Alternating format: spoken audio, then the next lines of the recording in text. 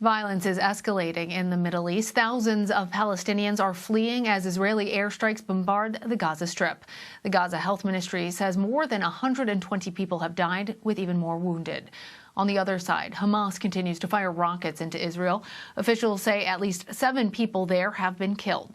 Fears of a ground invasion by Israel are also growing. But the White House says it's working to de-escalate the crisis. MTS Tayeb has the latest from Tel Aviv.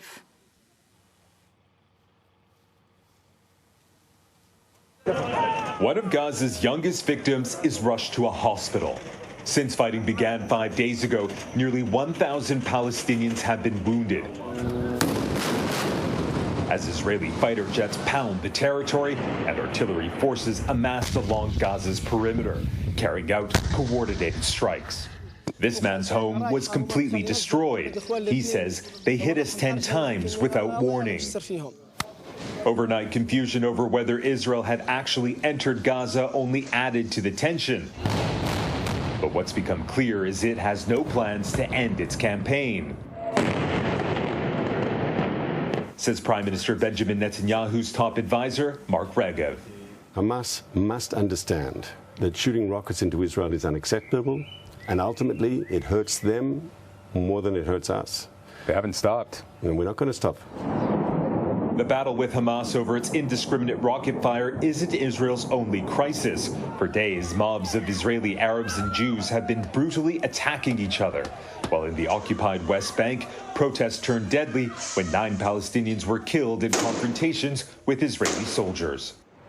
Israel is facing challenge after challenge on multiple fronts, and now the potential of even more after 3 rockets were fired at it from nearby Syria, an ally of arch rival Iran. Lana. MTS, thank you. For more, Ishan Tharoor joins me now. He is a foreign affairs columnist for The Washington Post. Ishan, thanks for being with us. The destruction is mounting. How far are both sides willing to go? And might this actually turn into an actual ground war? Well, absolutely. As you said, the destruction is mounting. The death tolls are rising. It's only been a few days, and you have more than 100 Palestinians dead in Gaza, including many children. The death toll, though asymmetric, is also rising in Israel. And you're seeing the violence spiral across the region, or across both the occupied territories and Israel proper. You're seeing violence in the West Bank. You're seeing clashes between Palestinian citizens of Israel and Israeli citizens in cities within Israel's 1948 borders. So it's a situation, it's a kind of escalation that we haven't seen in quite some time. And there is no indication right now that anything is about to be tamped down. We don't know, of course, if Israel is actually going to be mounting a ground invasion. They told the international press on Thursday night that that's what was happening, but that seems to have been a bit of a misdirection. And instead, they used their considerable air power and strategic prowess to target what they dub as Hamas's tunnels, the Islamist group Hamas's tunnel network beneath Gaza. And we believe there have been significant Hamas casualties in these missile strikes by the Israelis. All the while, of course, Hamas continues to fire rockets from the Gaza Strip. And you're seeing an escalation that few political actors are able to sort of tamp down.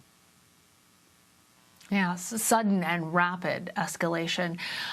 Talk to us a little bit about how this situation has, in fact, strengthened Israeli Prime Minister Benjamin Netanyahu's position after failing to form a government just last week.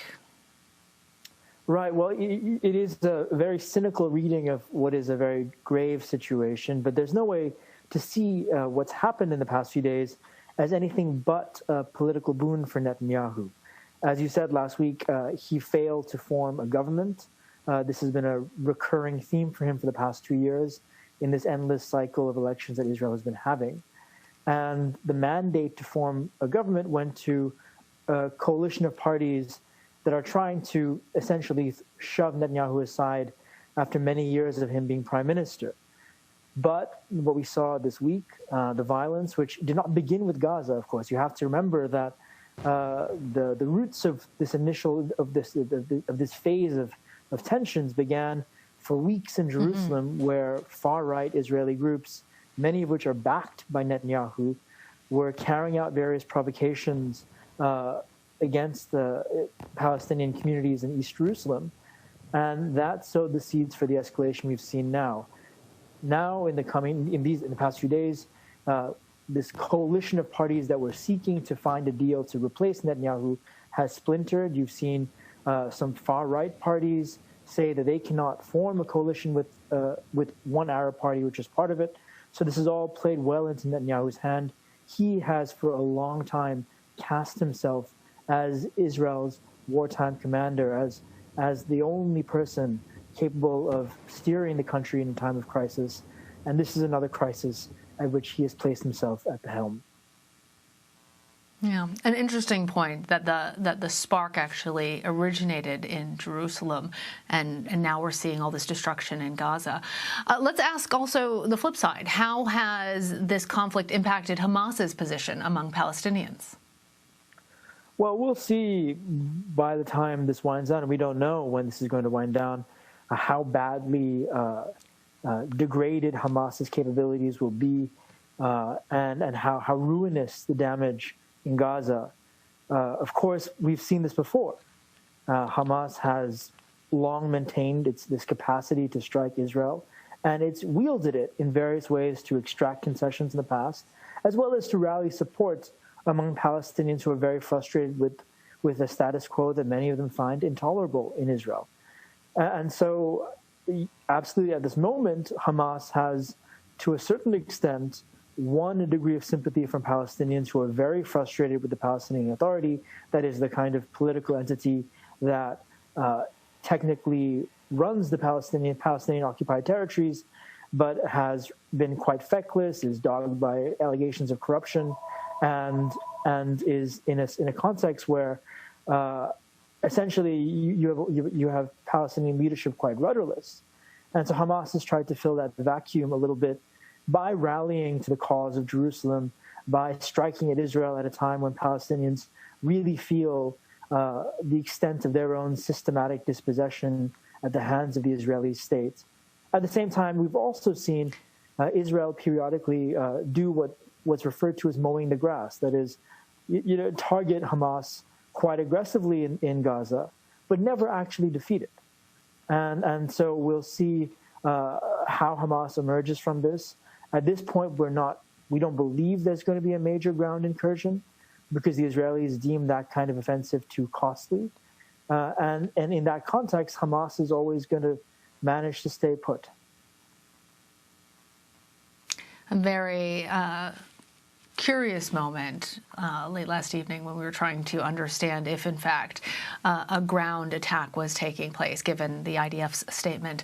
So, Ishan, where do negotiations stand for a ceasefire at this moment, and what would a ceasefire bring?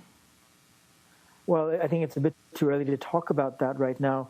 There are attempts taking place for some kind of shallow diplomacy. You have various Arab countries in the region, Egypt, the Qataris, and some others, trying to press Hamas to consider a ceasefire.